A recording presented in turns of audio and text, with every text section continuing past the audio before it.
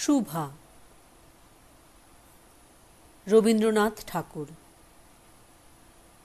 মেয়েটির নাম যখন সুভাষিনী রাখা হইয়াছিল, তখন কে জানিত সে বোবা হইবে? তাহার দুটি বড় বোনকে সুকেশিনী ও সুহাসিনী নাম দেওয়া হইয়াছিল। তাই মিলের অনুরোধে তার বাপ ছোট মেয়েটির নাম সুভাষিনী রাখে। এখন সকলে তাহাকে সংক্ষেপে শুভা বলে। দস্তুর মতো অনুসন্ধান ও অর্থ ব্যয়ে বড় দুটি মেয়ের বিবাহ হইয়া গেছে। এখন ছোটটি পিতামাতার নীরব হৃদয় ভারের মতো বিরাজ করিতেছে। যে কথা কয় না, সে যে অনুভব করে, ইহা সকলের মনে হয় না। এই জন্য তাহার সাক্ষাতেই সকলে তাহার ভবিষ্যৎ সম্বন্ধে দুশ্চিন্তা প্রকাশ করিত। সে যে বিধাতার অভিশাপ স্বরূপে তাহার পিতৃগৃহে আসিয়া জন্মগ্রহণ করিয়াছে, এই কথা সে শিশুকাল হইতে বুঝিয়া লইয়াছিল। তাহার ফল এই হইয়াছিল, সাধারণের দৃষ্টিপথ হইতে সে আপনাকে গোপন করিয়া রাখিতে সর্বদাই চেষ্টা করিত। মনে করিত, আমাকে সবাই ভুলিলে বাঁচি। কিন্তু বেদনা কি কেহ কখনো ভোলে? পিতামাতার মনে সে সর্বদাই জাগরূপ ছিল। বিশেষত তাহার মা তাহাকে নিজের একটা ত্রুটি স্বরূপ দেখিতেন। কেননা মাতা পুত্র অপেক্ষা কন্যাকে নিজের অংশরূপে দেখেন। কন্যার কোনো অসম্পূর্ণতা দেখিলে সেটা যেন বিশেষ রূপে নিজের লজ্জার কারণ বলিয়া মনে করেন। বরঞ্চ কন্যার পিতা বাণীকণ্ঠ শুভাকে তাহার অন্য মেয়েদের অপেক্ষা যেন একটু বেশি ভালোবাসিতেন। কিন্তু মাতা তাহাকে নিজের গর্ভের কলঙ্ক জ্ঞান করিয়া তাহার প্রতি বড় বিরক্ত ছিলেন। শুভার কথা ছিল না, কিন্তু তাহার সুদীর্ঘ পল্লব বিশিষ্ট বড় বড় দুটি কালো চোখ ছিল, এবং তাহার ওষ্ঠাধর ভাবের আভাস মাত্রে কচি কিশলয়ের মতো কাঁপিয়া উঠিত। কথায় আমরা যে ভাব প্রকাশ করি, সেটা আমাদিগকে অনেকটা নিজের চেষ্টায় গড়িয়া লইতে হয়, কতকটা তর্জমা করার মতো। সকল সময় ঠিক হয় না, ক্ষমতা অভাবে অনেক সময় ভুলও হয়। কিন্তু কালো চোখকে কিছু তর্জমা করিতে হয় না। মন আপনি তাহার উপরে ছায়া ফেলে, ভাব আপনি তাহার উপরে কখনো প্রসারিত, কখনো মুদিত হয়, কখনো উজ্জ্বলভাবে জ্বলিয়া ওঠে, কখনো ম্লানভাবে নিবিয়া আসে, কখনো অস্তমান চন্দ্রের মতো অনিমেষভাবে চাহিয়া থাকে, কখনো দ্রুত চঞ্চল বিদ্যুতের মতো দিকবিদিকে ঠিকরিয়া ওঠে। মুখের ভাব বই আজন্মকাল যাহার অন্য ভাষা নাই, তাহার চোখের ভাষা অসীম উদার এবং অতল স্পর্শ গভীর, অনেকটা স্বচ্ছ আকাশের মতো, উদয়াস্ত এবং ছায়ালোকের নিস্তব্ধ রঙ্গভূমি। এই বাক্যহীন মনুষ্যের মধ্যে বৃহৎ প্রকৃতির মতো একটা বিজন মহত্ব আছে। এই জন্য সাধারণ বালক বালিকারা তাহাকে এক প্রকার ভয় করিত, তাহার সহিত খেলা করিত না। সে নির্জন দ্বিপ্রহরীর মতো শব্দহীন এবং সঙ্গীহীন।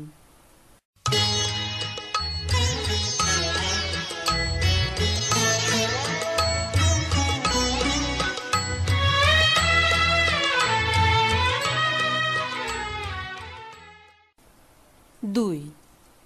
গ্রামের নাম চণ্ডীপুর। নদীটি বাংলাদেশের একটি ছোট নদী, গৃহস্থ ঘরের মেয়েটির মতো। বহুদূর পর্যন্ত তাহার প্রসার নহে। নিরলসা তন্বী নদীটি আপন কুল রক্ষা করিয়া কাজ করিয়া যায়। দুই ধারের গ্রামের সকলেরই সঙ্গে তাহার যেন একটা না একটা সম্পর্ক আছে। দুই ধারে লোকালয় এবং তরুচ্ছায়া ঘন উচ্চতট। নিম্নতল দিয়া গ্রামলক্ষ্মী স্রোতস্বিনী আত্মবিস্মৃত দ্রুত পদক্ষেপে প্রফুল্ল হৃদয়ে আপনার অসংখ্য কল্যাণ কার্যে চলিয়াছে। বাণীকণ্ঠের ঘর নদীর একেবারে উপরেই। তাহার বাঁখারির বেড়া, আটচালা, গোয়ালঘর, ঢেঁকিশালা, খড়ের স্তূপ, তেঁতুলতলা, আম কাঁঠাল এবং কলার বাগান নৌকাবাহী মাত্রেরই দৃষ্টি আকর্ষণ করে। এই গার্হস্থ্য সচ্ছলতার মধ্যে বোবা মেয়েটি কাহারও নজরে পড়ে কিনা জানি না, কিন্তু কাজকর্মে যখনই অবসর পায় তখনই সে এই নদী তীরে আসিয়া বসে। প্রকৃতি যেন তাহার ভাষার অভাব পূরণ করিয়া দেয়, যেন তাহার হইয়া কথা কয়। নদীর কলধ্বনি, লোকের কোলাহল, মাঝির গান, পাখির ডাক, তরুর মর্মর সমস্ত মিশিয়া চারিদিকে চলাফেরা আন্দোলন কম্পনের সহিত এক হইয়া সমুদ্রের তরঙ্গরাশির ন্যায় বালিকার চিরনিস্তব্ধ হৃদয় উপকূলের নিকটে আসিয়া ভাঙিয়া ভাঙিয়া পড়ে। প্রকৃতির এই বিবিধ শব্দ এবং বিচিত্র গতি, ইহাও বোবার ভাষা। বড় বড় চক্ষু পল্লব বিশিষ্ট শুভার যে ভাষা, তাহারই একটা বিশ্বব্যাপী বিস্তার। ঝিল্লির রবপূর্ণ তৃণভূমি হইতে শব্দাতীত নক্ষত্রলোক পর্যন্ত কেবল ইঙ্গিত, ভঙ্গি, সঙ্গীত, ক্রন্দন এবং দীর্ঘ নিঃশ্বাস। এবং মধ্যাহ্নে যখন মাঝিরা জেলেরা খাইতে যাইত, গৃহস্থেরা ঘুমাইত, পাখিরা ডাকিত না, খেয়া নৌকা বন্ধ থাকিত, স্বজন জগৎ সমস্ত কাজকর্মের মাঝখানে সহসা থামিয়া গিয়া ভয়ানক বিজন মূর্তি ধারণ করিত, তখন রুদ্র মহাকাশের তলে কেবল একটি বোবা প্রকৃতি এবং একটি বোবা মেয়ে মুখোমুখি চুপ করিয়া বসিয়া থাকিত। একজন সুবিস্তীর্ণ রৌদ্রে, আর একজন ক্ষুদ্র তরুচ্ছায়ায়। শুভার যে গুটিকতক অন্তরঙ্গ বন্ধুর দল ছিল না তাহা নহে। গোয়ালের দুটি গাভী, তাহাদের নাম সর্বশী ও পাঙ্গুলি। সে নাম বালিকার মুখে তাহারা কখনো শুনে নাই, কিন্তু তাহার পদশব্দ তাহারা চিনিত। তাহার কথাহীন একটা করুণ সুর ছিল, তাহার মর্ম তাহারা ভাষার অপেক্ষা সহজে বুঝিত। শুভা কখন তাহাদের আদর করিতেছে, কখন ভর্ৎসনা করিতেছে, কখন মিনতি করিতেছে, তাহা তাহারা মানুষের অপেক্ষা ভালো বুঝিতে পারিত। শুভা গোয়ালে ঢুকিয়া দুই বাহুর দ্বারা সর্বশীর গ্রীবা বেষ্টন করিয়া তাহার কানের কাছে আপনার গণ্ডদেশ ঘর্ষণ করিত, এবং পাঙ্গুলি স্থির দৃষ্টিতে তাহার প্রতি নিরীক্ষণ করিয়া তাহার গা চাটিত। বালিকা দিনের মধ্যে নিয়মিত 3 বার করিয়া গোয়াল ঘরে যাইত। তাহা ছাড়া অনিয়মিত আগমনও ছিল। গৃহে যেদিন কোনো কঠিন কথা শুনিত, সেদিন সে অসময়ে তাহার এই মুখ বন্ধুটির কাছে আসিত। তাহার সহিষ্ণুতা পরিপূর্ণ বিষাদ শান্ত দৃষ্টিপাত হইতে তাহারা কি একটা অন্ধ অনুমান শক্তির দ্বারা বালিকার মর্মবেদনা যেন বুঝিতে পারিত, এবং শুভার গা ঘেঁষিয়া আসিয়া অল্পে অল্পে তাহার বাহুতে শিং ঘষিয়া ঘষিয়া তাহাকে নির্বাক ব্যাকুলতার সহিত সান্ত্বনা দিতে চেষ্টা করিত। ইহারা ছাড়া ছাগল এবং বিড়াল শাবকও ছিল, কিন্তু তাহাদের সহিত শুভার এরূপ সমকক্ষভাবে মৈত্রী ছিল না। তথাপি তাহারা যথেষ্ট আনুগত্য প্রকাশ করিত। বিড়াল শিশুটি দিনে এবং রাত্রে যখন তখন শুভার গরম কোলটি নিঃসংকোচে অধিকার করিয়া সুখনিদ্রার আয়োজন করিত, এবং শুভা তাহার গ্রীবা ও পৃষ্ঠে কোমল অঙ্গুলি বুলাইয়া দিলে যে তাহার নিদ্রাকর্ষণের বিশেষ সহায়তা হয়, ইঙ্গিতে এরূপ অভিপ্রায়ও প্রকাশ করিত।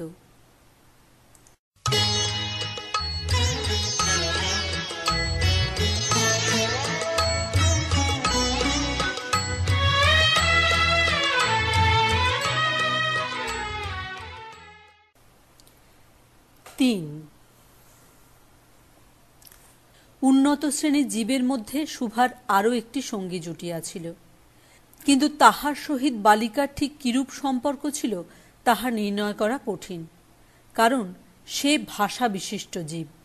সুতরাং উভয়ের মধ্যে সমভাষা ছিল না। গোসাইদের ছোট ছেলেটি, তাহার নাম প্রতাপ। লোকটি নিতান্ত অকর্মণ্য।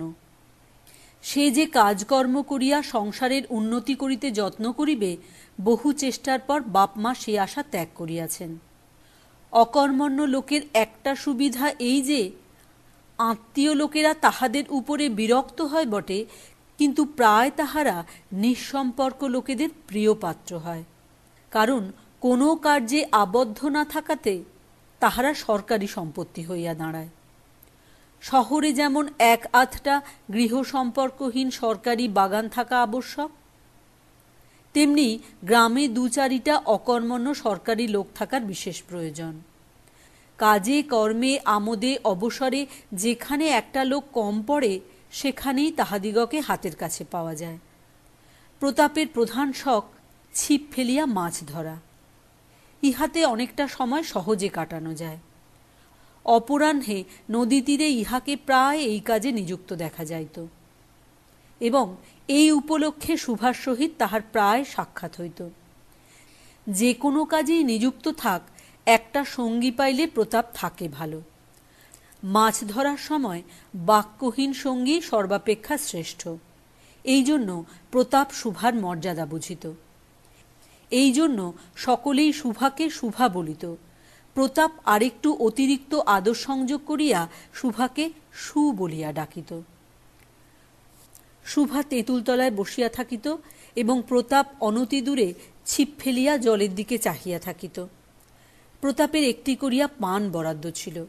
সুভা তাহার নিজে সাজিয়া আনিত এবং বোধ করি অনেকক্ষণ বসিয়া বসিয়া চাহিয়া চাহিয়া ইচ্ছা করিত প্রতাপের কোনো একটা বিশেষ সাহায্য করিতে, একটা কোনো কাজে লাগিতে, কোনো মতে জানাইয়া দিতে যে এই পৃথিবীতে সেও একজন কম প্রয়োজনীয় লোক নহে। কিন্তু কিছুই করবার ছিল না। তখন সে মনে মনে বিধাতার কাছে অলৌকিক ক্ষমতা প্রার্থনা করিত। মন্ত্র বলে সহসা এমন একটা আশ্চর্যকাণ্ড ঘটাইতে ইচ্ছা করিত যাহা দেখিয়া প্রতাপ আশ্চর্য হইয়া যাইত। বলিত, তাই তো, আমাদের সুভীর যে এত ক্ষমতা তাহা তো জানিতাম না। মনে করো, সুভা যদি জলকুমারী হইত, আস্তে আস্তে জল হইতে উঠিয়া একটা সাপের মাথার মণি ঘাটে রাখিয়া যাইত। প্রতাপ তাহার তুচ্ছ মাছ ধরা রাখিয়া সেই মানিক লইয়া জলে ডুব মারিত এবং পাতালে গিয়া দেখিত রূপার অট্টালিকায় সোনার পালঙ্কে কে বসিয়া?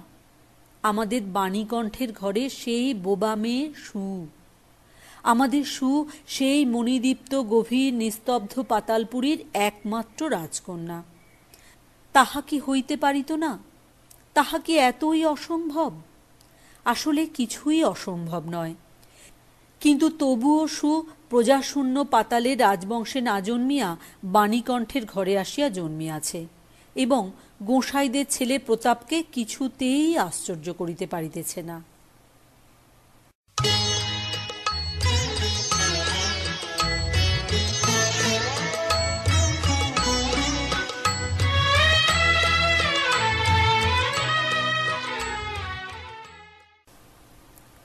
চার, সুভার বয়স ক্রমেই বাড়িয়া উঠিতেছে। ক্রমে সে যেন আপনাকে আপনি অনুভব করিতে পারিতেছে, যেন কোনো এক পূর্ণিমা তিথিতে কোনো এক সমুদ্র হইতে একটা জোয়ারের স্রোত আসিয়া তাহার অন্তরাত্মাকে এক নূতন অনির্বচনীয় চেতনা শক্তিতে পরিপূর্ণ করিয়া তুলিতেছে। সে আপনাকে আপনি দেখিতেছে, ভাবিতেছে, প্রশ্ন করিতেছে এবং বুঝিতে পারিতেছে না। গভীর পূর্ণিমা রাত্রে সে এক একদিন ধীরে শয়নগৃহের দ্বার খুলিয়া ভয়ে ভয়ে মুখ বাড়াইয়া বাহিরের দিকে চাহিয়া দেখে পূর্ণিমা প্রকৃতিও সুভার মতো একাকিনী সুপ্ত জগতের উপর জাগিয়া বসিয়া। যৌবনের রহস্যে, পুলকে, বিষাদে, অসীম নির্জনতার একেবারে শেষ সীমা পর্যন্ত, এমনকি তাহা অতিক্রম করিয়াও থমথম করিতেছে, একটি কথা কহিতে পারিতেছে না। এই নিস্তব্ধ ব্যাকুল প্রকৃতির প্রান্তে একটি নিস্তব্ধ ব্যাকুল বালিকা দাঁড়াইয়া। এদিকে কন্যাভারগ্রস্ত পিতামাতা চিন্তিত হইয়া উঠিয়াছেন। লোকেও নিন্দা আরম্ভ করিয়াছে। এমনকি এক ঘরে করিবে এমন জনরব শোনা যায়। বাণীকণ্ঠের সচ্ছল অবস্থা, দুই বেলায় মাছ ভাত খায়, এজন্য তাহার শত্রু ছিল। স্ত্রী পুরুষে বিস্তর পরামর্শ হইল। কিছুদিনের মতো বাণী বিদেশে গেল।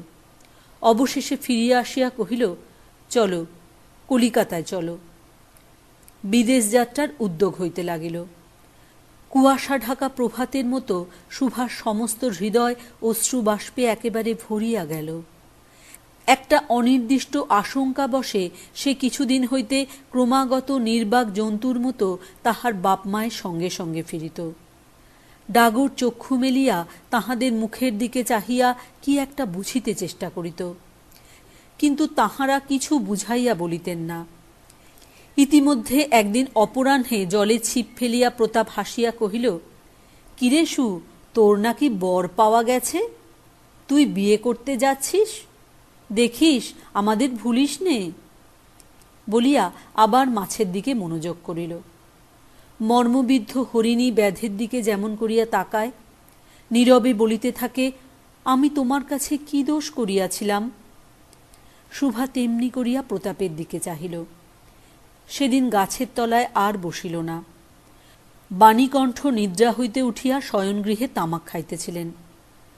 শুভা তাহার পায়ের কাছে বসিয়া তাহার মুখের দিকে চাহিয়া কাঁদিতে লাগিল। অবশেষে তাহাকে সান্ত্বনা দিতে গিয়া বাণীকণ্ঠে শুষ্ক কপলে অশ্রু গড়াইয়া পড়িল।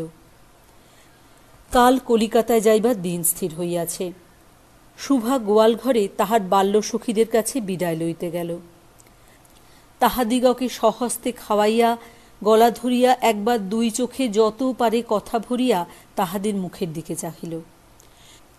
দুই নেত্রপল্লব হইতে টপ টপ করিয়া অশ্রুজল পড়িতে লাগিল।